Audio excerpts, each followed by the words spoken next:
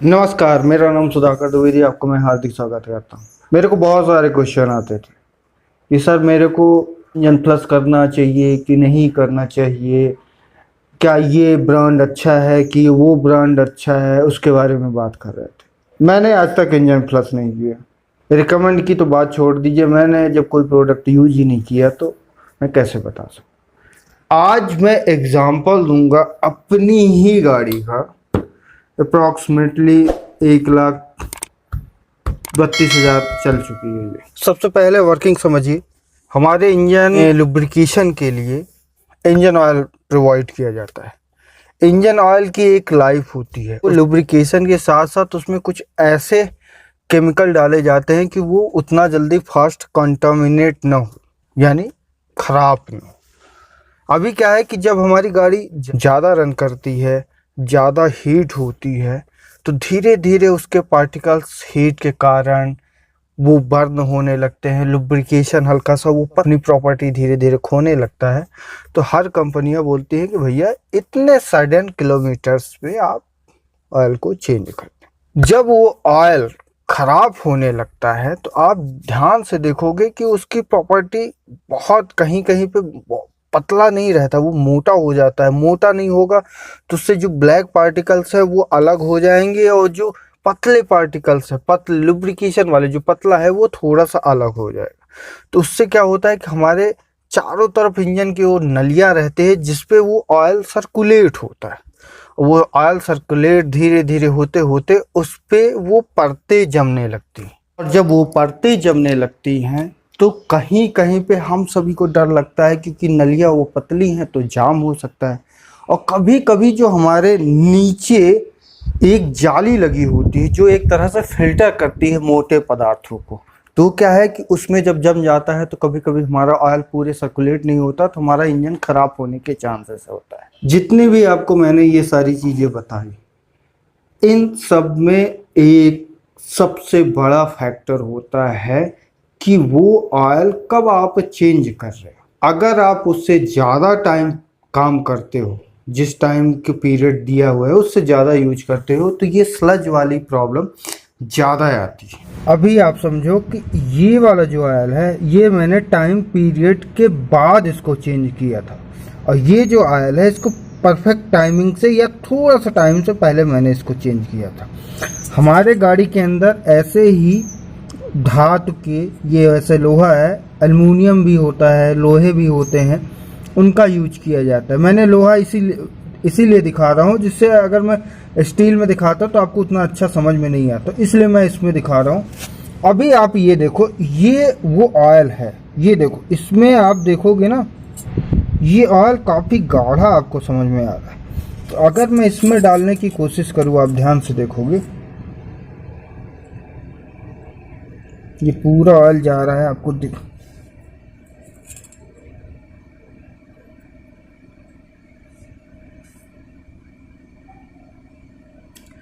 आप ध्यान से देखोगे कि ये पीछे पीछे एक ब्लैकनेस आपको छोड़ के जा रहा है, पूरी की पूरी तरह ब्लैकनेस हल्का हल्का सा छोड़ के जा रहा है। और यहीं पे आप थोड़ा सा नया वाला डालोगे जो आप टाइम पीरियड से पहले बदलते हो, तो आप इसको डाल, देखिए इसका लुब्रिकेशन देखिए, ये बिल्कुल क्लीन आपको दिखेगा। पीछे वाला गिरा है, अब ये वाला गिरेगा। अभी आप देखो, आप पत्ती को इसमें आराम से देख सकते हो, और वहीं पे इसको आप देखो तो आप ये देखो, आपको हल्का हल्का ब्लैकनेस दिखेगा। यही ब्लैकनेस जितना ज़्यादा आपके में टाइट होगा वो आपके इंजन को उतना ही खराब कर देगा। और अगर आप टाइम से बदलते रहेंगे अपने ऑयल को, जैसा आपको ये दिख रहा है, इसमें आपको कहीं पे भी ब्लैकनेस नहीं दिखेगी, आपको कहीं पे भी, और ये प्रॉपर काम कर रहा है। मतलब अगर आप टाइम टू टाइम सर्विस करेंगे तो ये जो ब्लैकनेस है, यानी जो टार बन जाता है, ये कंसंट्रेट हो जाता है, वो चीज़ें आपकी गाड़ी में नहीं होंगी। वहीं पे आप इसको देखो, बिल्कुल आपको समझ में ही नहीं आ रहा होगा कि ये नया है कि पुराना है। देखो पूरा ट्रांसपेरेंट है ये चीज़। डीजल गाड़ी में ये ब्लैकनेस ज़्यादा होती है क्योंकि हमारी डीजल गाड़ी में जब कंबक्शन होता है उस टाइम पे कुछ गैसेस लीक होती हैं तो हमारे इंजन ऑयल के पास भी जाती हैं, तो उसमें कार्बन होता है, तो ये बहुत जल्दी ब्लैक हो जाता है। तो आपने देखा कि अगर आप टाइम टू टाइम सर्विस करेंगे तो वो जो लाइन में ब्लैकनेस या टार जमा हो रहा है वो जमा नहीं होगा। ऐसा भी नहीं है कि बिल्कुल नहीं जमा होता है जमा, बिल्कुल होता है, बिल्कुल होता है।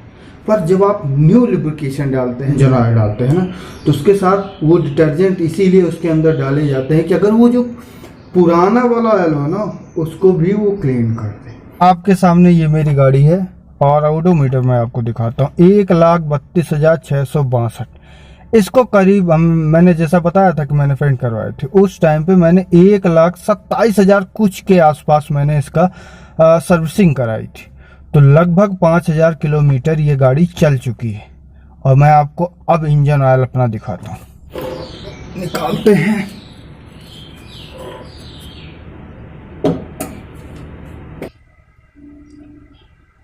ये देखो मेरा ऑयल, आप देखो, आप ये गाड़ी 5,000 किलोमीटर चल चुकी है, ब्लैकनेस बिल्कुल भी नहीं। तो आप समझ गए।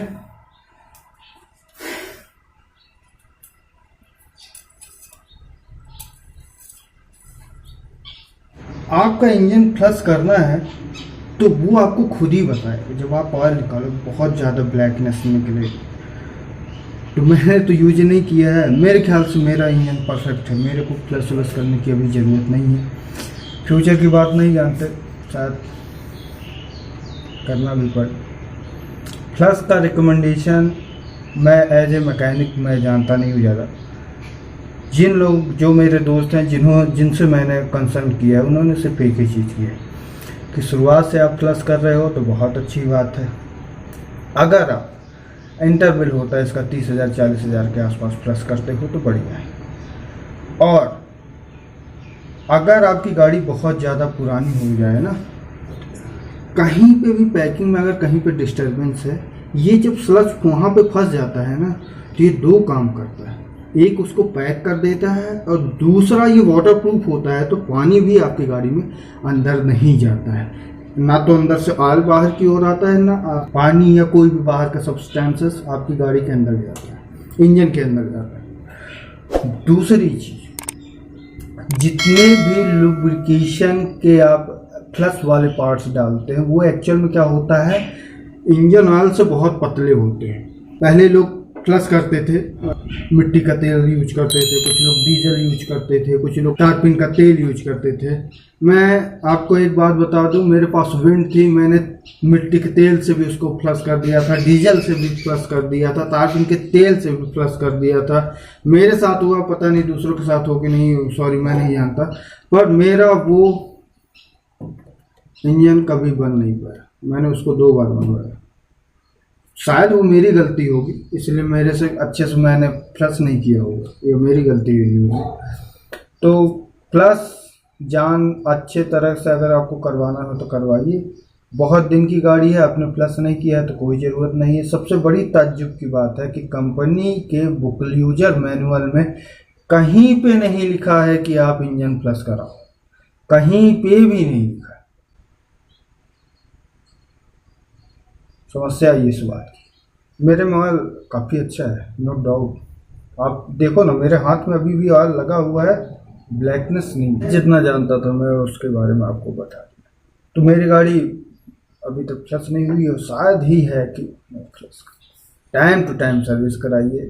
ऑयल में इतना सब कुछ मिला रहता है कि आपको ऐसी कोई ज़रूरत पड़ेगी।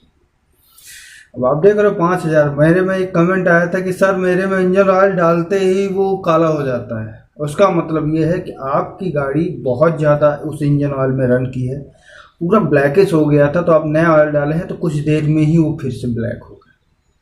तो आप नया इंजन डालते हैं तुरंत जल्दी जल्दी ब्लैकिश हो रहा है, तो या तो उसमें आपका कंप्रेशन वाली प्रॉब्लम होगी या फिर आपके उस ऑयल खराब होने के चांसेस रहते हैं। तो ओवर हीट हो जाए, ज़्यादा टाइम तक न चलाए। कंक्लूजन दे दूँ, प्लस व्लस मैं नहीं जानता हूँ, आपको करना चाहिए कि नहीं करना चाहिए। मैंने अपनी बात बता दी है, आप डिसाइड करो कि आपको करना है कि नहीं करना है।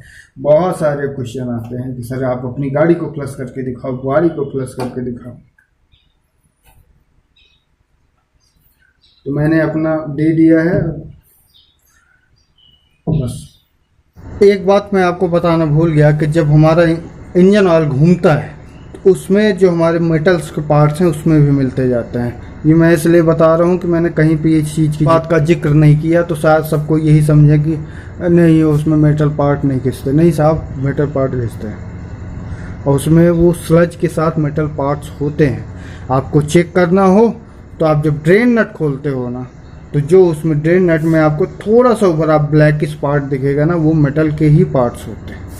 तो अगर जिन्होंने लाइक सब्सक्राइब नहीं किया है वो प्लीज़ लाइक सब्सक्राइब जरूर कर दीजिएगा, और जिन्होंने किया है साहब बहुत बहुत धन्यवाद। आपका ये वीडियो देखने के लिए बहुत बहुत धन्यवाद।